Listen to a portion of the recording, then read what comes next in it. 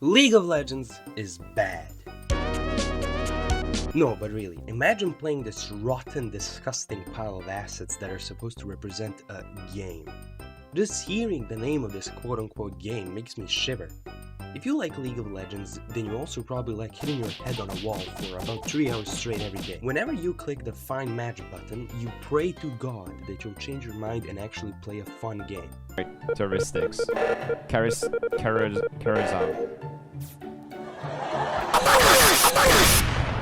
And once you actually join the game, you'll be in a team with 3 convicted felons and a 5-year-old, all of which want you dead the moment you join the lobby. So now you're in the loading screen, you actually managed to pick a character you want to play in a role that's not meant for the character, but who cares. And as soon as you click on the enemy team, you'll see some one-trick Darius player who will hand you your ass on a platter if you even look at him the wrong way. So you managed to somehow survive a 20 to 40 minute brain deterioration process, and no matter if you won or lost, you'll still go into another match, cause League of Legends is addicting. Whether you pull off some sick play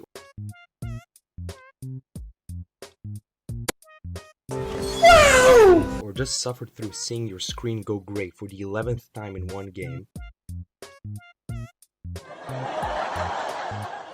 you'll still play more, cause you want to get better or pull off more sick plays. With such a wide variety of characters, you'll probably find at least one that suits you and your playstyle. So even for the most avid League of Legends haters, they'll find at least something they like about the game. But you can throw all of that in the trash because of one crucial thing. Playing well, at its core, does not matter.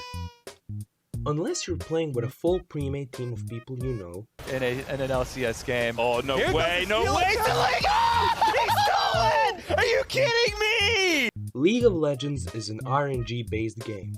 You can play incredibly well in the early game, but at the end of the day it won't matter because some fucko in mid lane died 7 times to a Yone who can come up to you, look at you, blink once and kill you.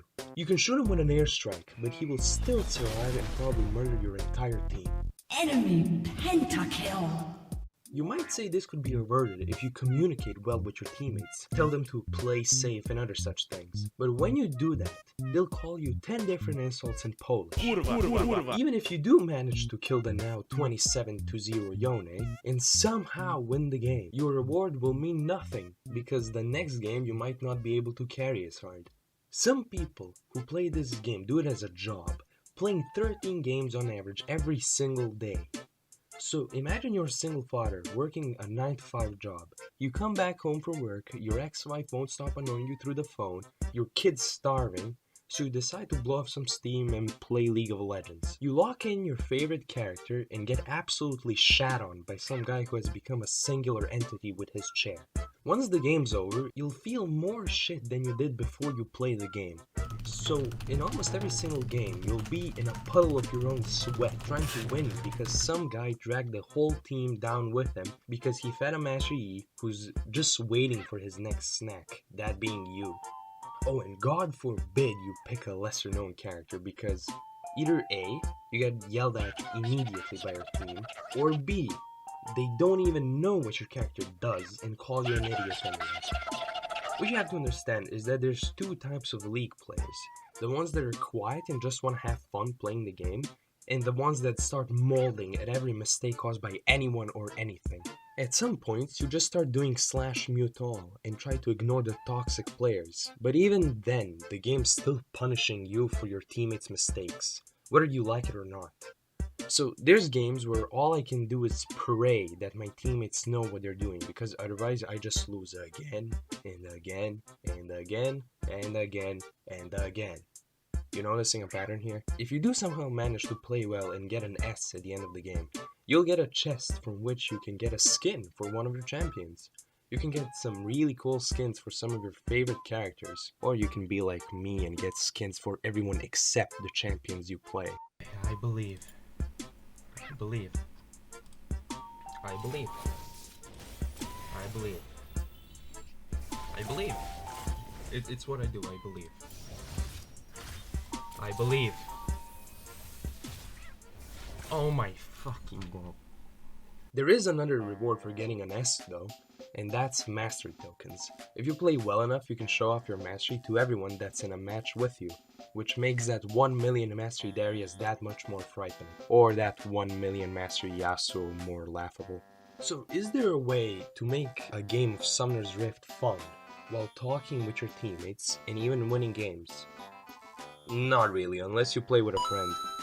It's sad how one of the most enjoyable aspects of League of Legends is everything revolving around League but not the game itself. When I play with a friend, the game becomes way more enjoyable. That's why in all my League videos I play with Cole. The constant banter and chatting between your friends are what make the game enjoyable. He has Mastery 6 despite maining that character, not having Mastery 7. Shut the fuck up, I went 15 and 0 and I got an A+. I'm dying? You didn't even get hit! Get this guy. No! Yo, get her! Get this guy. Oh, I'm getting okay, Lux. guys. Okay, I'm leaving. No, get back over here. Get in. Fuck you.